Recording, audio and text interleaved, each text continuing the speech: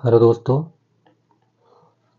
Welcome to aspirant 2025 में। तो हम लोग पॉलिटी रिवीजन सीरीज चला रहे थे प्रीलिम्स 2025 के लिए। उसमें हम लोग 4 लेक्चर कर लिए थे। आज हम लोग ये संघ राज्य क्षेत्र और अलग अलग राज्यों के लिए जो विशेष प्रावधान दिए होते हैं उसको पढ़ेंगे कि एक तो अपना जो यूनियन टेरिटरी है, 8 यूनियन टेरिटरी हैं, उनका गठन कब हुआ और उनसे रिलेटेड जो उनका प्रशासन होता है, कौन चलाता है उनके। जैसे स्टेट का तो हम लोग जानते हैं कि एक विधानसभा होती है या कुछ मामले में राज्य केंद्र सरकार उन पर हस्तक्षेप करती है, कंट्रोल करने का प्रयास करती है। और जो यूनियन टेरिटरी होती है उनमें कौन प्रशासन करता है और उनकी शासन संरचना कैसी होती है, उनको क्या विशेष प्रबंधन होते हैं, उनको पढ़ेंगे। और भी कुछ राज्य हैं जिनको स्पेशल प्रोविज़न मिला हुआ है, तो उनको उनका प्रशासन या उनको क्या ऐसा मिलता है जिससे डिफरेंट राज्यों से। जैसे हम लोगों ने फर्स्ट वीडियो में संघवाद पढ़ा था, तो संघवाद में उसमें क्या था, असमित संघवाद। एक हम लोगों ने कॉन्सेप्ट पढ़ा था असमित संघवाद, वो उसी की कड़ी में ये है जो स्पेशल प्रोविजन है, असमित संघवाद। तो उसी की कड़ी में आगे हम लोग इसको देखते हैं, ठीक है। तो ये संघ राज्य क्षेत्र के बारे में हम लोग पढ़ेंगे ना। जैसे हमारा देश जो है भारत राज्य क्षेत्र, उसमें 28 राज्य और 8 केंद्र शासित प्रदेश हैं। तो उन्हीं केंद्र शासित प्रदेशों के बारे में और कुछ राज्य जो हैं जिनको स्पेशल प्रोविजन के बारे में पढ़ रहे हैं। तो इसमें संघ राज्य क्षेत्र 8 है। तो अंडमान एंड निकोबार द्वीप समूह 1, लक्षद्वीप समूह 2, दिल्ली राष्ट्रीय राजधानी क्षेत्र चौथा हो गया, दादरा नगर हवेली, दमन एंड दीव। इसी जो 2019-2020 में इसको ऐड कर दिया गया था।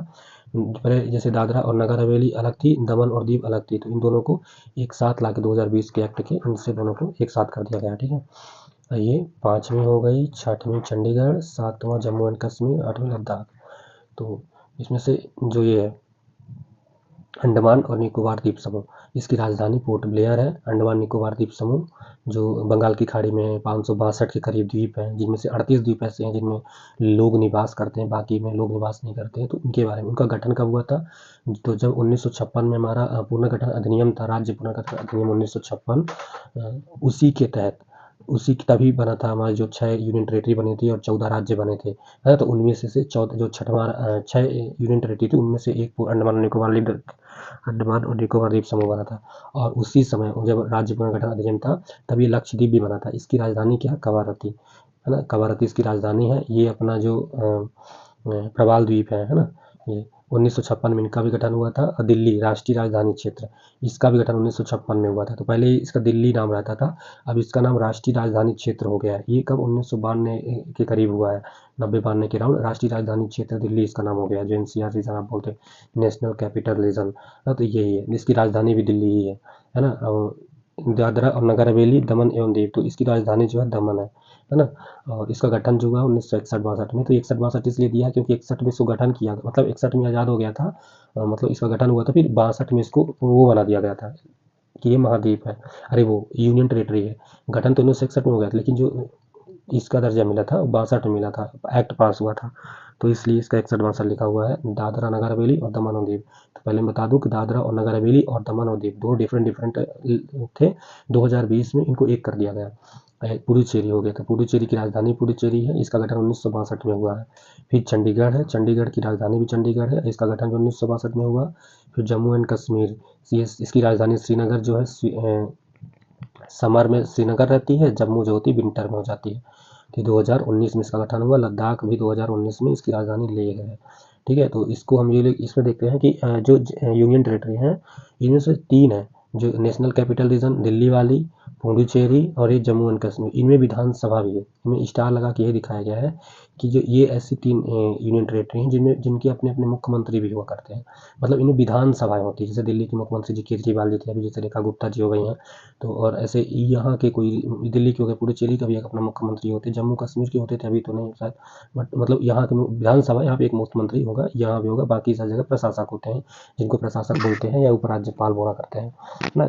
तो अब आप देखते हैं कि इसमें क्या कहता है कि दादरा और नगर हवेली तथा दमन एवं दीव संघ राज्य क्षेत्रों को दादरा नगर हवेली तथा दमन एवं दीव संघ राज्य क्षेत्र का विलय अधिनियम 2019 द्वारा मिला दिया गया। 2019 में इन दोनों को आपस में मिला दिया गया, 2020 में, और एक्ट 19 में 520 में मिलाया गया।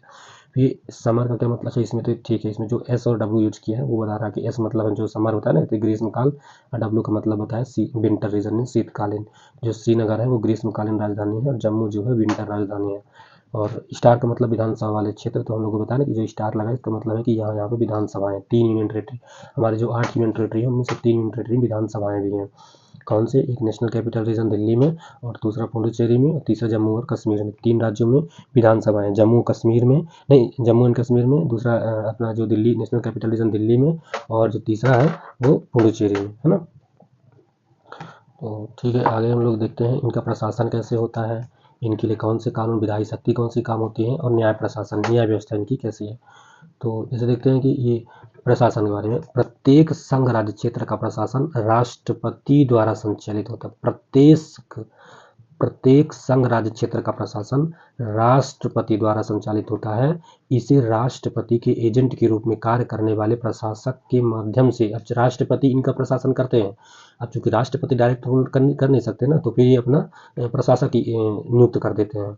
तो राष्ट्रपति उस प्रशासक को पदनाम दे सकता है ना। यह उपराज्यपाल या मुख्य आयुक्त या प्रशासक हो सकता है। मतलब तो उपराज्यपाल उसको कहा जाएगा, या तो मुख्य आयुक्त कहा जाता है, या तो प्रशासक कहा जाता है। जैसे दिल्ली में उसको उपराज्यपाल कहते हैं ना, जैसे चंडीगढ़ में जैसे उसको प्रशासक कहते हैं, ऐसे कुछ जैसे मुख्य आयुक्त कहते हैं कुछ में, है ना। तो 3 पद नाम दे सकता है, राष्ट्रपति उसको प्रशासक का नाम देता है।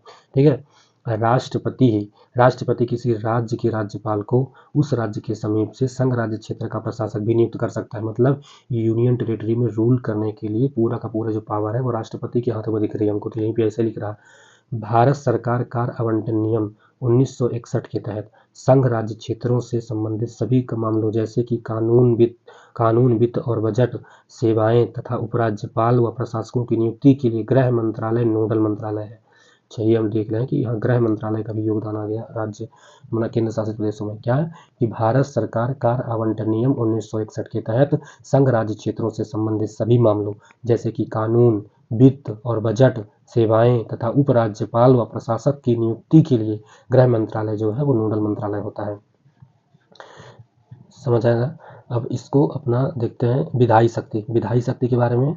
इसको अपना रट डालना है, ध्यान रखना, सारा समझ है रट जाओ, दो चाहे समझ लो चाहे रट जाओ, पेपर बनना चाहिए बस। तो इसमें राष्ट्रपति की तीन में दिया है, एक में गृह मंत्रालय नोडल मंत्रालय बोल रहा है। जैसे भारत सरकार कार्य आवंटन नियम 1961 के तहत संघ राज्य क्षेत्रों से संबंधित सभी मामलों जैसे कि कानून, वित्त, बजट सेवाएं तथा उपराज्यपाल और प्रशासकों की नियुक्ति के लिए गृह मंत्रालय एक नोडल मंत्रालय है। विधायी संबंध की, हम विधायी शक्ति की बात करें तो संघ राज्य क्षेत्रों के लिए संसद तीनों सूची, राज्य सूची सहित, राज्य सूची, संघ सूची, समवर्ती सूची जो 7वीं अनुसूची में मेंशन है, कि किसी भी विषय पर कानून बना सकती है। संसद की यह शक्ति पुडुचेरी और दिल्ली पर भी लागू होती है जिनकी अपनी स्थानीय विधायिकाएं हैं। मतलब संसद यहाँ भी राज्य सूची के विषय पर भी कानून बना सकती है, दिल्ली और पुडुचेरी में भी। लेकिन अब यहाँ देखो आगे कि जो पुडुचेरी की विधानसभा राज्य सूची और समवर्ती सूची के किसी भी विषय पर कानून बना सकती है। जो पुडुचेरी है वो राज्य सूची और समवर्ती सूची के किसी भी विषय पर कानून बना सकती है। जबकि इसी कड़ी में दिल्ली के बारे में बात करते हैं तो दिल्ली की विधानसभा राज्य सूची में लोक व्यवस्था, पुलिस और भूमि को छोड़कर 3 मामले, बहुत इंपॉर्टेंट है, लोक व्यवस्था, पुलिस और भूमि से संबंधित मामला, लोक व्यवस्था, भूमि को छोड़कर, लोक व्यवस्था, पुलिस और भूमि को छोड़कर 3 मामले को छोड़कर समवर्ती सूची और राज्य सूची के किसी भी विषय पर कानून बना सकता है। यानी कि अगर हम इस संदर्भ में देखें तो पुडुचेरी के पास ज़्यादा पावर है, किसकी तुलना में? दिल्ली की तुलना में। और बाकी जो क्षेत्र मतलब कि जो विधानसभा है पुडुचेरी और दिल्ली के मामले में, तो पुडुचेरी के पास ज़्यादा पावर है दिल्ली के मामले में। कैसे कि दिल्ली जो है 3 विषय पर कानून नहीं बना सकती, जैसे लोक व्यवस्था वाला हो गया, पुलिस वाला हो गया, और तीसरा भूमि को छोड़कर 3 मामला जो है दिल्ली नहीं बना सकती राज्य सूची में मेंशन होने के बावजूद। बाकी राज्य सूची और समवर्ती सूची के किसी विषय पर कानून बना सकती है। न्याय व्यवस्था की बात करें तो संसद संघ राज्य क्षेत्रों के लिए एक उच्च न्यायालय स्थापित कर सकती है। संसद जो होती है संघ राज्य क्षेत्र के लिए एक अलग से उच्च न्यायालय स्थापित कर सकती है, या इसे किसी निकटवर्ती राज्य के उच्च न्यायालय के अधिकार क्षेत्र में समायोजित कर सकती है। मतलब ये संसद की पावर है कि संसद किसी उच्च न्यायालय मतलब संघ राज्य क्षेत्र में एक न्यायालय की स्थापना करे या किसी राज्य के अंतर्गत उसको समाहित कर दे। जैसे दिल्ली एकमात्र संघ राज्य क्षेत्र है जिसका अपना खुद का उच्च न्यायालय है ना। दिल्ली एकमात्र संघ राज्य क्षेत्र है जिसका अपना खुद का उच्च न्यायालय है। ठीक है, तो हम लोग देखते हैं इनका सबका उच्च न्यायालय कहाँ है। जैसे अंडमान और निकोबार द्वीप समूह, हम लोग जैसे अंडर आता है, लक्षद्वीप समूह आता है, अपना Kerala high court, Kerala high court के अंडर आता है। और दिल्ली राष्ट्रीय राजधानी क्षेत्र, इसका खुद का अपना हाई कोर्ट है, दिल्ली हाई कोर्ट। और दादरा नगर हवेली और दमन एवं दीव, ये आता है मुंबई हाई कोर्ट के अंदर, मुंबई हाई कोर्ट के अंदर आता है। जैसे पुडुचेरी, पुडुचेरी जो होता है Madras high court, Madras high court किसकी, तमिलनाडु की, तो मद्रास हाई कोर्ट के अंदर आता है। चंडीगढ़, चंडीगढ़ जो आता है चंडीगढ़ में ही स्थित है, चंडीगढ़ हाई कोर्ट जो है, तो चंडीगढ़ में ही हरियाणा और पंजाब हाई कोर्ट, हरियाणा और पंजाब हाई कोर्ट ये चंडीगढ़ में स्थित है, तो उसमें इसका जुडिशियल क्षेत्र आता है। जम्मू और कश्मीर जो है, तो जम्मू और कश्मीर और लद्दाख, इन दोनों की एक हाई कोर्ट है, इसका नाम ही जम्मू और Kashmir and Ladakh high court, तो उसी के अंदर जम्मू एंड कश्मीर हाई आता है और उसी के अंदर लद्दाख आता है। तो ये सबका इनका जुडिशियल क्षेत्र हो गया, इन कौन कौन से ये जो यूनियन टेरेटरी है किसके अंडर आते हैं, ठीक है। ये चीज़ तो आपको याद रखनी ही है। 1956 में तीन यूनियन टेरेटरी है, दिल्ली, पुडुचेरी, अंडमान निकोबार, 61-62, इसको याद रखो, तीन वो, तीन 62 में कौन, पुडुचेरी, चंडीगढ़, दादरा नगर हवेली और दमन और दीव, ये तीन बन जाए 2019 में दो, तो 3 दूनी 6, 2 तीन हो गए, 3 2 6, 2 8 हो गए। तो ठीक है, ये आपको पता ही रहना ही चाहिए। इसके बाद अपन लोग यहाँ पे थे, तो ये हम लोग को देख लिया था। अब ये है दिल्ली के विशेष प्रावधान, दिल्ली के लिए भी स्पेशल प्रोविज़न क्या है, यहाँ है दिल्ली के लिए संविधान, दिल्ली के लिए स्पेशल प्रोविज़न 69वां संविधान संशोधन, 69वां संविधान संशोधन अधिनियम 1991, जब इसका नाम नेशनल कैपिटल रीजन पड़ा दिल्ली का, तो 69वां संविधान संशोधन थोड़ा सा ध्यान रखना है। 69वां संविधान संशोधन में क्या कहूँ, इसमें क्या बोला गया है कि संघ राज्य क्षेत्र दिल्ली को राष्ट्रीय राजधानी क्षेत्र के रूप में पुनः नामित किया गया। संघ राज्य क्षेत्र दिल्ली को दिल्ली राष्ट्रीय राजधानी क्षेत्र के रूप में पुनः नामित किया गया, यानी कि दिल्ली का नाम राष्ट्रीय राजधानी क्षेत्र, नेशनल कैपिटल रीजन दिल्ली कब नाम किया, 1991 69वां संविधान संशोधन के तहत। दिल्ली के प्रशासक को लेफ्टिनेंट गवर्नर यानी कि उपराज्यपाल के रूप में नामित किया जाता है। ये नामित कौन करता है, तो राष्ट्रपति करता है, हम लोगों ने ऊपर पढ़ा जस्ट, है ना। इसके बाद दिल्ली के लिए एक विधानसभा और एक मंत्री परिषद, एक विधानसभा और एक मंत्री परिषद की स्थापना की गई है। दिल्ली के लिए एक विधानसभा और मंत्री परिषद की स्थापना की गई। मुख्यमंत्री की नियुक्ति राष्ट्रपति करती है। ध्यान रखना कि जो सभी राज्य हैं उनकी मुख्यमंत्री की जो नियुक्ति है वो राज्यपाल किया करते हैं। देखिए दिल्ली है जिसकी नियुक्ति जो है राष्ट्रपति करते हैं, उपराज्यपाल नहीं करते। ये चीज़ एक फैक्ट है, इसको याद रखना कि दिल्ली के मुख्यमंत्री की नियुक्ति राष्ट्रपति द्वारा की जाती है। संवैधानिक तंत्र की विफलता के मामले में राष्ट्रपति इस क्षेत्र में अपना शासन लागू कर सकता है। दूसरे राज्यों में राष्ट्रपति से ये राष्ट्रपति शासन नहीं है। जैसे सभी राज्यों में क्या होता है कि जब संवैधानिक तंत्र की विफलता होती है तो वहाँ पर राष्ट्रपति शासन आता है आर्टिकल 356 के तहत, है ना, आर्टिकल 356 एंड आर्टिकल 365। लेकिन यहाँ पे जो राष्ट्रपति शासन है ना वो नहीं है कि ये राष्ट्रपति शासन नहीं है। यहाँ पर राष्ट्रपति अपना शासन लागू करता है, लेकिन यहाँ राष्ट्रपति शासन 356 वाला नहीं है ये, है ना। ध्यान रखना कि केंद्र शासित प्रदेशों में राष्ट्रपति शासन नहीं लगता, राष्ट्रपति शासन स्टेट में लगता है, ठीक है। तो इसमें देखो ये संविधान का नीचे आ दो जम्मू और कश्मीर तथा लद्दाख के बारे में। अभी लोग दिल्ली क्षेत्र के बारे में स्पेशल प्रोविज़न क्या था उसको पढ़े। अब जम्मू और कश्मीर तथा लद्दाख रीजन के बारे में देखते हैं स्पेशल प्रोविज़न क्या किया गया है जम्मू और कश्मीर के बारे में। जम्मू और कश्मीर तथा लद्दाख, संविधान के अनुच्छेद 370 को अस्थायी, परिवर्तनीय और विशेष प्रावधान घोषित किया गया था। संविधान के अनुच्छेद 370 को अस्थायी, परिवर्तनीय और विशेष प्रावधान घोषित किया गया था तथा जम्मू और कश्मीर को एक विशेष दर्जा प्रदान किया गया था। संविधान में अनुच्छेद 370 को अस्थायी, परिवर्तनीय और विशेष प्रावधान घोषित किया गया था तथा जम्मू और कश्मीर को एक विशेष दर्जा प्रदान किया गया था। अनुच्छेद 370 में यह प्रावधान था कि केंद्र को रक्षा, विदेशी मामले, वित्त और संचार को छोड़कर रक्षा, विदेशी मामले, वित्त और संचार को छोड़कर अन्य कानूनों को लागू करने के लिए राज्य सरकार की सहमति की आवश्यकता होगी। इसके अलावा राज्य के निवासी अन्य भारतीय नागरिकों की तुलना में नागरिकता, संपत्ति के स्वामित्व, अलग दंड संहिता, मूल अधिकार से संबंधित अलग कानूनों के तहत शासित होंगे। मतलब जो वहाँ का पूरा अपना सेल्फ कॉन्स्टिट्यूशन ही था, तो इंडियन कॉन्स्टिट्यूशन ज़्यादा वहाँ पे लागू नहीं होता था। आर्टिकल 370 में स्पेशल उनको प्रोविज़न था, है ना। तो 5 अगस्त 2019 को भारत के राष्ट्रपति ने एक अध्यादेश जारी किया।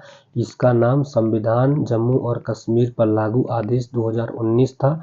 इसमें उल्लेख था कि अब भारत के संविधान के सभी प्रावधान इस राज्य में लागू होंगे। 5 अगस्त 2019 को राष्ट्रपति जी एक आदेश जारी करते हैं जिनमें लिखा होता है संविधान जम्मू और कश्मीर पर लागू आदेश 2019, जिसमें उल्लेख था कि अब भारत के संविधान के सभी प्रावधान इस राज्य में लागू होंगे। बाद में संसद ने जम्मू और कश्मीर पुनर्गठन अधिनियम 2019 पारित किया। इसने जम्मू और कश्मीर को 2 संघ राज्य क्षेत्रों में पुनर्गठित किया। मतलब इसमें आर्टिकल इन्हें फिर से पुनर्गठित कर दिया। पहला जम्मू और कश्मीर विधानसभा के साथ और दूसरा लद्दाख विधानसभा के बिना। मतलब जम्मू कश्मीर में विधानसभा होगी लेकिन लद्दाख में विधानसभा नहीं होगी। तो जम्मू और कश्मीर 5 अगस्त 2019 से पहले कैसी सिचुएशन थी, जम्मू और कश्मीर 5 अगस्त 2019 के बाद की स्थिति कैसी रही। तो विशेष राज्य का दर्जा प्राप्त था 5 अगस्त 2019 से पहले, लेकिन अब विशेष राज्य का दर्जा समाप्त 2019 के बाद। दोहरी नागरिकता अभी तक थी। यहाँ पे नागरिकता जो थी कश्मीरी नागरिकता रहती थी प्लस भारतीय नागरिकता। अब यहाँ पे क्या हो गई, एकल नागरिकता, मतलब केवल भारतीय नागरिकता। अब कश्मीरी नागरिकता नहीं रह गई। जम्मू और कश्मीर का पृथक ध्वज, यहाँ अपना सेल्फ ध्वज था। झंडा जो था 5 अगस्त 2019 से पहले इनका सेल्फ ध्वज होता था। अब क्या हो गया तो केवल तिरंगा ध्वज ही मान्य, भारतीय तिरंगा। यहाँ के हिंदू और सिख जैसे अल्पसंख्यकों को आरक्षण नहीं। पहले यहाँ हिंदू और सिख जैसे अल्पसंख्यकों को आरक्षण नहीं मिलता था, लेकिन अल्पसंख्यकों के लिए 16% का आरक्षण से SC ST वगैरह इनको आरक्षण हो गया। देश के दूसरे हिस्से के नागरिकों को यहाँ संपत्ति जैसे कि भूमि तथा आवास खरीदने का अधिकार नहीं था। इसके 5 अगस्त 2019 के बाद क्या हो गया तो भारत के सभी नागरिक राज्य में संपत्ति खरीद या बेच सकते हैं। पहले क्या था, सूचना का अधिकार अधिनियम यहाँ लागू नहीं था। जो सूचना का अधिकार अधिनियम 2005 था, तो ये RTI यहाँ नहीं लागू होता, राइट टू इन्फॉर्मेशन यहाँ पे नहीं लागू होता था। अब ये सूचना का अधिकार अधिनियम लागू हो गया है, राइट टू इन्फॉर्मेशन एक्ट 2005 है। फिर विधानसभा का यहाँ कार्यकाल पहले कितना था, 6 वर्ष का था। अब विधानसभा कार्यकाल कितना हो गया, 5 वर्ष। जम्मू कश्मीर विधानसभा है ना, लद्दाख में विधानसभा नहीं है लेकिन जम्मू कश्मीर में है, तो इसका कार्यकाल पहले तो होता 6 साल का हुआ करता था, अब इसका कार्यकाल 5 साल का हो जाएगा। जम्मू और कश्मीर की महिला यदि किसी अन्य राज्य के पुरुष से विवाह करती है तो वह जम्मू और कश्मीर में अपनी नागरिकता खो देती है। अब शादी के बाद भी जम्मू और कश्मीर की महिला की नागरिकता बनी रहेगी जैसा भारत के किसी अन्य भाग में होता है। यानी कि जम्मू और कश्मीर की नागरिकता ही समाप्त हो गई तो नागरिकता क्या ही करेगी वो, है ना। बच्चों के लिए शिक्षा का अधिकार उपलब्ध नहीं था पहले। अब देश के अन्य हिस्सों की भांति बच्चों को शिक्षा के अधिकार के अंतर्गत सम्मिलित किया गया। आर्टिकल 21 का ए जो है शिक्षा का अधिकार यहाँ पे लागू हो गया। अभी हम लोगों ने किसके बारे में पढ़ा, यूनियन टेरिटरी के बारे में। अब हम लोग क्या पढ़ने जा रहे हैं, कुछ राज्यों के जो विशेष प्रावधान है। आर्टिकल 371 में कुछ राज्यों के लिए विशेष प्रावधान है। 371 ये ए से लेकर के 371 आई तक जाता है। आई में कर्नाटका को रखा कर है। देखो देखते हैं सभी। तो अनुच्छेद 371 आई नहीं जे तक है। आर्टिकल 371 से 371 जे में कुछ राज्यों के लिए स्थानीय लोगों की अलग अलग आकांक्षाओं और हितों को पूरा करने के लिए विशेष प्रावधान है। स्थानीय लोगों पर्पज क्या है, स्थानीय लोगों की अलग अलग आकांक्षाओं और हितों को पूरा करने के लिए विशेष प्रावधान है। मूल संविधान में इन राज्यों के लिए कोई विशेष प्रावधान नहीं था। इन्हें कई संशोधन के माध्यम से शामिल किया गया। यानी कि जो स्पेशल राज्यों को विशेष प्रावधान है ये मूल संविधान में शामिल नहीं था, ये संशोधन के तहत जोड़ा गया है। तो महाराष्ट्र और गुजरात के लिए आर्टिकल 371 महाराष्ट्र और गुजरात के लिए अनुच्छेद 371। तो क्या है, यह अनुच्छेद राष्ट्रपति को प्राधिकृत करता है कि महाराष्ट्र और गुजरात के राज्यपालों को निम्नलिखित क्षेत्रों की विकास आवश्यकताओं के संबंध में विशेष दायित्व सौंप दे। मतलब राष्ट्रपति, मतलब गुजरात और महाराष्ट्र की स्पेशल प्रोविजन आर्टिकल 371 के तहत है, ठीक है। तो इसमें राष्ट्रपति को यह अधिकृत करता है कि महाराष्ट्र और गुजरात के राज्यपाल को वह निम्नलिखित क्षेत्रों में विशेष दायित्व सौंप सकता है। कौन से क्षेत्र में? पहला, विदर्भ, मराठवाड़ा और शेष महाराष्ट्र। विदर्भ, मराठवाड़ा और विशेष महाराष्ट्र, इधर सौराष्ट्र, कच्छ और शेष गुजरात। विदर्भ, मराठवाड़ा और विशेष महाराष्ट्र, मतलब शेष महाराष्ट्र कहाँ का? विदर्भ, मराठवाड़ा और शेष महाराष्ट्र। दूसरा सौराष्ट्र, कच्छ और शेष गुजरात। ये गुजरात वाले रीजन के लिए, ये महाराष्ट्र वाले रीजन के लिए कुछ विशेष दायित्व सौंपे गए हैं, है ना। राष्ट्रपति जो है राज्यपाल को कुछ विशेष दायित्व सौंपता है आर्टिकल 371 के तहत महाराष्ट्र और गुजरात। अब 371A जो है वो नागालैंड के लिए है। 371A नागालैंड के लिए है। निम्नलिखित मामलों से संबंधित कानून, संसद के कानून नागालैंड राज्य में तब तक लागू नहीं होंगे जब तक राज्य विधानसभा ऐसा निर्णय नहीं लेती। मतलब ऐसे कुछ कानून है जो कि संसद पारित करेगी और नागालैंड में नहीं लागू होंगे जब तक संसद ऐसा कोई कानून ना पारित करे। कैसे? जैसे नागा लोगों की धार्मिक और सामाजिक प्रथाएं, जैसे नागा लोगों की सामाजिक और धार्मिक प्रथाएं जो है उनसे विभिन्न, अगर डिस्टर्ब करने वाले इनको कोई भी संसद का कानून पारित करती है तो वो वहाँ पे लागू नहीं होंगे। वहाँ पे पहले राज्य विधानसभा से मतलब अनुमति, ऐसा कुछ है, ठीक है। नागा लोगों को रूढ़िगत कानून और नियम, नागा लोगों के रूढ़िगत कानून और नियम जो है उनको ऐसा नहीं कि आप नष्ट कर दोगे, उनको विघटित कर दोगे, ऐसा कुछ नहीं कर सकते हो। मतलब संसद ऐसा कानून नहीं बना सकती है, ऐसा ही कुछ कहा गया है। भूमि और उसके संसाधन का स्वामित्व और अंतरण, आप जैसे हम लोग हैं नागालैंड में जाके जमीन नहीं ले सकते, इसका एक स्पेशल है, इसीलिए इसको स्पेशल प्रोविजन में रखा गया है। जैसे ये एक्सेप्शनल में आते हैं कि हम लोग कहते हैं ना कि भारत में कहीं भी आर्टिकल 19 के तहत कहीं भी जा सकते हैं, कहीं व्यापार कर सकते हैं, कहीं भी जमीन ले सकते हैं, बस सकते हैं, बसने का अधिकार है। तो ऐसे कुछ रीजन जिन्हें प्रोविजन मतलब अपवाद है जहां आप ऐसा नहीं कर सकते, तो उनमें से ये एक है कि नागालैंड में ऐसा नहीं कर सकते आप। जब तक नागालैंड के पहाड़ी क्षेत्र ट्यूनसांग में जारी आंतरिक अशांति समाप्त नहीं हो जाती तब तक नागालैंड राज्य में कानून और व्यवस्था बनाए रखने में वहां के राज्यपाल की विशेष जिम्मेदारी रहेगी। जब तक नागालैंड के पहाड़ी क्षेत्र ट्यूएनसांग में जारी आंतरिक अशांति समाप्त नहीं हो जाती तब नागालैंड राज्य में कानून और व्यवस्था बनाए रखने में राज्यपाल की विशेष जिम्मेदारी रहेगी, ठीक है। राज्य के ट्यूएनसांग जिले के प्रशासन के लिए 35 सदस्यों वाली एक क्षेत्रीय परिषद की स्थापना का भी प्रावधान है नागालैंड के लिए। तो आर्टिकल 371A नागालैंड को विशेष प्रोविजन देता है। ये आर्टिकल थोड़ा सा पता होना चाहिए, कभी आए नहीं है, ज़्यादा इंपॉर्टेंट भी नहीं है, बस एक नज़र आपको रीडिंग करना बस ऐसे। फिर तीसरा है 371B, ये है असम के लिए, है ना।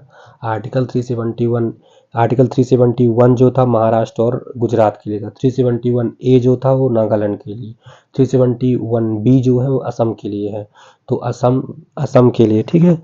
तो असम के लिए क्या है कि राष्ट्रपति राज्य विधानसभा के जनजातीय क्षेत्रों से चुने गए सदस्यों या ऐसे अन्य सदस्यों जिन्हें वह उचित समझे से युक्त एक समिति का गठन कर सकता है। इसमें एक समिति के गठन का प्रावधान है असम रीजन में कि राष्ट्रपति राज्य विधानसभा के जनजातीय क्षेत्रों से या चुने गए सदस्यों या ऐसे अन्य सदस्यों जिन्हें वह उचित समझे से युक्त एक समिति का गठन कर सकता है। फिर मणिपुर के लिए आर्टिकल 371C, आर्टिकल 371 महाराष्ट्र और गुजरात के लिए, 371A जो है नागालैंड के लिए, 371B जो है वो असम के लिए, 371C जो है वो आ गया अपना मणिपुर के लिए, है ना। पहले आ गया नागालैंड के लिए, उसके बाद असम के लिए। 371A जो था नागालैंड के लिए, 371B जो था असम के लिए, 371C जो है किसके लिए आ गया? मणिपुर के लिए, है ना, मणिपुर के लिए। 371C जो है मणिपुर के लिए है। तो राष्ट्रपति राज्य के पहाड़ी क्षेत्रों से मणिपुर विधानसभा के लिए चुने गए सदस्यों से युक्त एक समिति के गठन के लिए अधिकृत होगा। क्या है इसमें कि राष्ट्रपति पहाड़ी क्षेत्रों से मणिपुर विधानसभा के लिए चुने गए सदस्यों से युक्त एक समिति का गठन कर सकता है। मतलब ये कहता है कि जो मणिपुर राज्य है वहाँ पर राष्ट्रपति जो है तो पहाड़ी क्षेत्रों से जो लोग सदस्य चुन कर आएंगे उनसे एक समिति गठित कर सकता है। राष्ट्रपति की स्पेशल प्रोविजन है। असम वाले रीजन में क्या कहता था, वहाँ भी एक समिति का गठन था, लेकिन ऐसे जो अनुसूचित जनजाति क्षेत्र मतलब जनजाति क्षेत्रों के सदस्य जो चुन के आते थे उनसे युक्त या अन्य सदस्यों से युक्त एक समिति गठित कर सकता था राष्ट्रपति। मणिपुर के लिए भी समिति ही गठित कर रहा है। ठीक है। राष्ट्रपति इस समुचित कार्य संचालन को सुनिश्चित करने हेतु राज्यपाल को विशेष जिम्मेदारी सौंप सकता है। राष्ट्रपति इस समिति के समुचित कार्य संचालन को सुनिश्चित करने हेतु राज्यपाल को विशेष जिम्मेदारी सौंप सकता है। आंध्र प्रदेश के बारे में अनुच्छेद 371D और 371E ये किसके संबंध में है, आंध्र प्रदेश और तेलंगाना के लिए। 371 किसके लिए था, महाराष्ट्र और गुजरात, मेरे साथ याद कर सकते हो। 371A किसके लिए था, अपना नागालैंड के लिए था। 371B किसके लिए है, असम राज्य के लिए है। 371C किसके लिए था, अपना मणिपुर राज्य के लिए। 371D और E किसके लिए हो गया, आंध्र प्रदेश और तेलंगाना के लिए। तो इसमें है क्या कि राष्ट्रपति राज्य सरकार को राज्य के अलग अलग भागों में स्थानीय कैडर के लिए लोक सेवाओं को संगठित करने और किसी भी स्थानीय कैडर में वहां के स्थानीय लोगों की सीधी भर्ती करने के लिए कह सकता है। इसके पीछे मुख्य उद्देश्य यह है कि आंध्र प्रदेश या तेलंगाना राज्य के अलग अलग हिस्सों में निवास कर रहे लोगों को समान अवसर प्रदान करना। ये ऐसा कहता है कि राष्ट्रपति वहाँ के विधानसभा को ऐसा अधिकार दे सकता है कि आप जहाँ लोग निवास कर रहे हैं वहीं के क्षेत्र उस वाले रीजन में सरकारी नौकरियां या लोक सेवाओं में भाग लें, तो वहाँ के लोगों को सीधी भर्ती कर सकते हो। ऐसा राष्ट्रपति जो है तो राज्य सरकार को ये अधिकार देता है। फिर यह आंध्र प्रदेश तेलंगाना के रीजन में, ठीक है, राष्ट्रपति राज्य में सिविल पदों पर नियुक्ति, आवंटन, पदोन्नति से संबंधित कुछ विवादों शिकायतों से निपटने के लिए राज्य में एक प्रशासनिक अधिकरण की स्थापना कर सकता है। मतलब सिविल सेवाओं की या लोक सेवकों की आवंटन, नियुक्ति और पदोन्नति से संबंधित कुछ विवादों और शिकायतों से निपटने के लिए एक प्रशासनिक अधिकरण की नियुक्ति कर सकता है। ये ऐसा बात करिए, इसमें नोट की बात करता है। यह ट्रिब्यूनल या अधिकरण राज्य उच्च न्यायालय के दायरे से बाहर कार्य करेगा। ट्रिब्यूनल के अधिकार क्षेत्र के अधीन किसी भी मामले के संबंध में कोई भी अदालत उच्चतम न्यायालय के अलावा अपने अधिकार क्षेत्र का प्रयोग नहीं कर सकती। 371E संसद को आंध्र प्रदेश राज्य में एक केंद्रीय विश्वविद्यालय की स्थापना करने का अधिकार देता है। 371E संसद को आंध्र प्रदेश राज्य में एक केंद्रीय विश्वविद्यालय की स्थापना करने का अधिकार देता है। अनुच्छेद 371E है ना। फिर आता है 371F जो है, F किसके लिए है, 371F जो है वो है सिक्किम राज्य के लिए। अनुच्छेद 371F यह है सिक्किम का राज्य के लिए कि वर्ष 1975 के 36वें संविधान संशोधन के माध्यम से सिक्किम को भारत के संघ में पूर्ण राज्य के रूप में सम्मिलित किया गया। इसके तहत संविधान के अनुच्छेद 371F जोड़ा गया। यह सिक्किम विधानसभा के आकार तथा लोकसभा में सिक्किम के प्रतिनिधित्व के लिए सीटों से संबंधित प्रावधान करता है। मतलब क्या है, 1975 में 36वां संविधान संशोधन किया गया था, उसके तहत सिक्किम को भारत में पूर्ण राज्य का दर्जा दिया गया था और 371F जोड़ा गया था। 371F में लिखा गया कि सिक्किम विधानसभा के आकार और लोकसभा में सिक्किम के प्रतिनिधित्व के लिए सीटों से संबंधित प्रावधान का। 371F क्या है कि सिक्किम विधानसभा का आकार कितना होगा और लोकसभा में सिक्किम के प्रतिनिधित्व के लिए सीटों से संबंधित प्रावधान करता है। राज्य के राज्यपाल का यह विशेष दायित्व है, इसमें क्या है कि राज्य के राज्यपाल का यह विशेष दायित्व है कि वह सिक्किम में शांति स्थापित करने की व्यवस्था करे तथा सिक्किम की जनसंख्या के अलग अलग वर्गों के लिए सामाजिक और आर्थिक विकास सुनिश्चित करे। है ना। राज्यपाल का एक विशेष दायित्व है कि सिक्किम में शांति स्थापित करने की व्यवस्था करे तथा सिक्किम की जनसंख्या के अलग अलग वर्गों के लिए सामाजिक और आर्थिक विकास सुनिश्चित करे। फिर 371 जी किसके लिए है? मिजोरम के लिए। 371 जी जो है मिजोरम के लिए। 371 जी मिजोरम राज्य के लिए है। त्रिपुरा मिजोरम राज्य के, ठीक है। तो निम्नलिखित मामलों से संबंधित संसद के कानून मिजोरम राज्य में तब तक लागू नहीं होंगे जब तक कि राज्य विधानसभा ऐसा निर्णय नहीं लेती।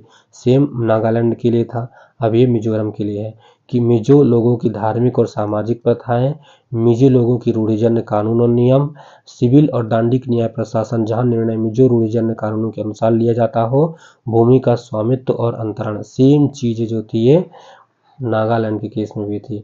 यही था कि संसद के कानून जो होंगे वो मिजोरम राज्य में तब तक लागू नहीं होंगे जब तक कि राज्य विधानसभा ऐसा निर्णय नहीं लेती। तो आपको लिंकेज भी बना के रखना कि नागालैंड और मिजो सेम बातें कर रहे हैं, है ना। जब मिजो जो है जी में है और जो नागालैंड था वो ए में था। फिर आता है आंध्र प्रदेश राज्य के लिए, नहीं अरुणाचल प्रदेश के लिए 371 H, आर्टिकल 371 H किसके लिए है? अरुणाचल प्रदेश के लिए। 371 H जो है अरुणाचल प्रदेश।